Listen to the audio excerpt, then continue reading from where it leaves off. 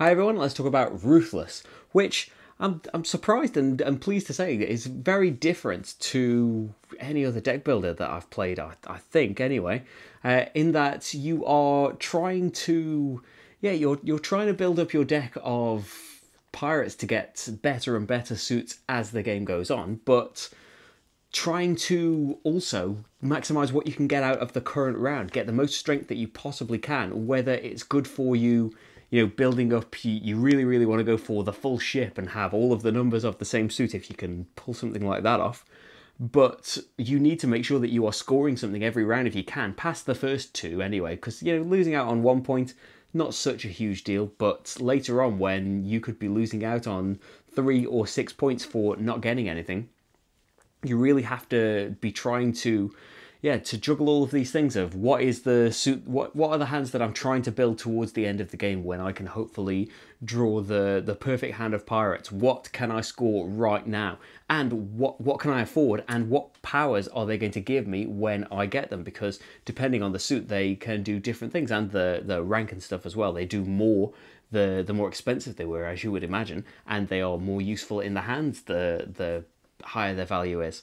It's really, really nice thinking about all of this stuff and having this kind of poker system as well. It was nice and done in quite a different way in Pocket Farmer, also from Alley Cat Games.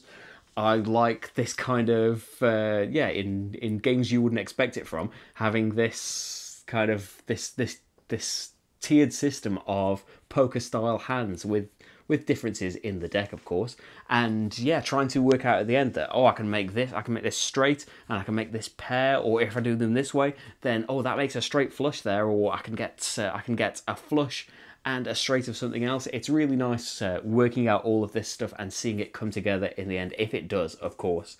And I like the treasure system as well, whether you go for the rewards straight away or do you build them up for later.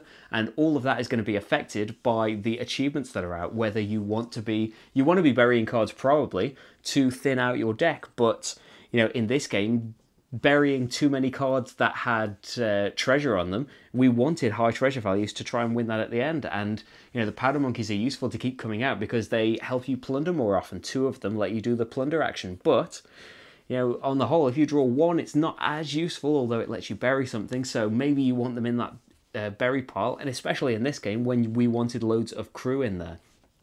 Things like that will change it up quite a bit, and I think that it's a really nice new take on deck building, which is it's a kind of game that I really, really enjoy anyway. And it's got the usual, games from Alley Cat tend to have, beautiful art anyway, and this is no exception. It's really, really nice out on the table, and overall I think it's a really, really cool little system.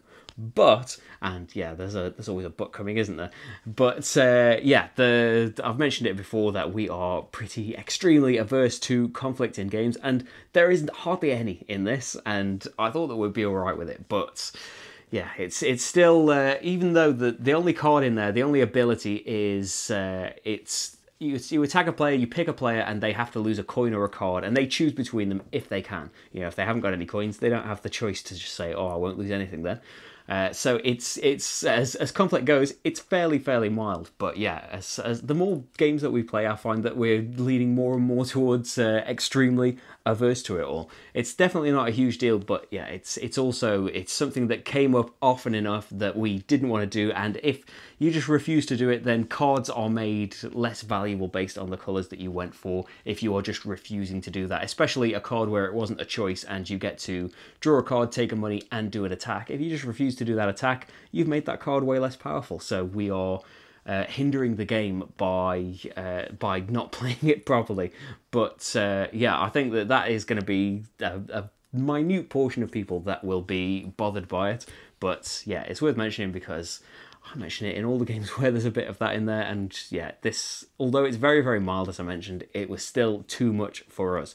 But if you don't mind that, and I suspect that most people won't mind that one attack ability at all, and you are interested in deck builders or poker-based deck builders, then Ruthless is surely the only poker-based deck builder, isn't it?